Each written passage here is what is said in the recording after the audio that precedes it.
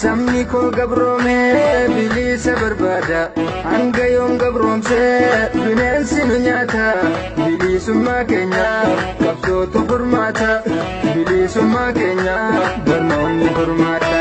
Sabni koo gabroomee bilisa barbaada hanga yoom gabroomsee bineensi nu nyaata bilisummaa keenya qabsootu furmaata bilisummaa keenya barnoonni furmaata.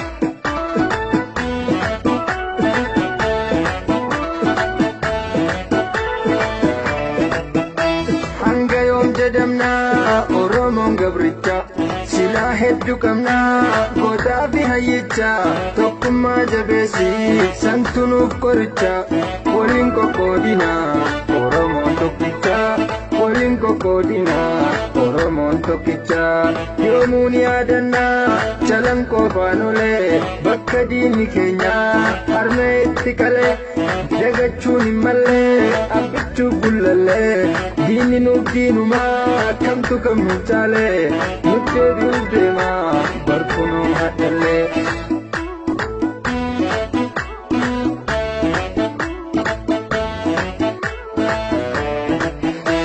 Dachiin Oromiyaa Oromoof qabeenya daangaan teenya jabuu nu hunduun dhageenya birmadhaa Oromoo kan dhiyoo fageenya nuttu gabachiisa daangaa biyya teenya. Daangaa Oromiyaa diinaaf hin gurgurru falmiyaa komookoo ilmaan taatee birru daangaa teenya cabsuu diinni nu cunqursaa diinaa harkaan laannu ilmaan baarootumsaa diinaa harkaan laannu ilmaan baarootumsaa.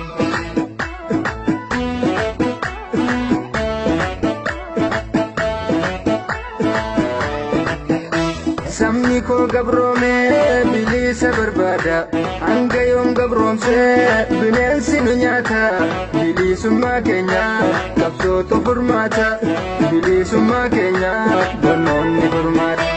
Yoomuu ni yaadanna calanqoo faanolee bakka diinni keenya harmee itti qalee dagachuun hin mallee abbichuu bullallee diinni nuuf diinumaa kamtu kam nu caalee nutti deebi'uuf deemaa barkunoo hadhallee.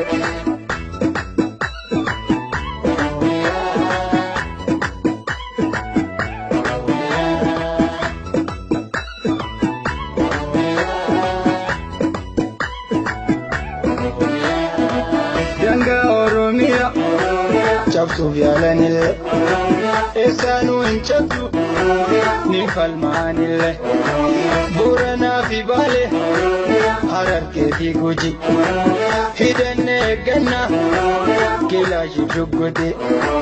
Daangaan Oromiyaa Harariin hin cabdu nuti ilmaan Jaarraa nu ilmaan Eleemoo ilmaan Bakar Waaree nu torbananniya lubbuu wareegamne dhiigaan ni sararra. Daangaan Oromiyaa Baaleen illeen cabdu horaanuuf dagaaga gootonni raayitu hundee teettu goota ilmaan waaqoo guutu diinaa harkaan laati hanga lubbuun duutu. Daangaan Oromiyaa Booranaan hin cabdu ni taana waardiyya lubbuun feetes baddu. Daangaan Oromiyaa Gujiidhaan hin cabdu Kilaashtu qoricha alagaa fi galtu alagaa fi galtu alagaa fi galtu alagaa fi galtu.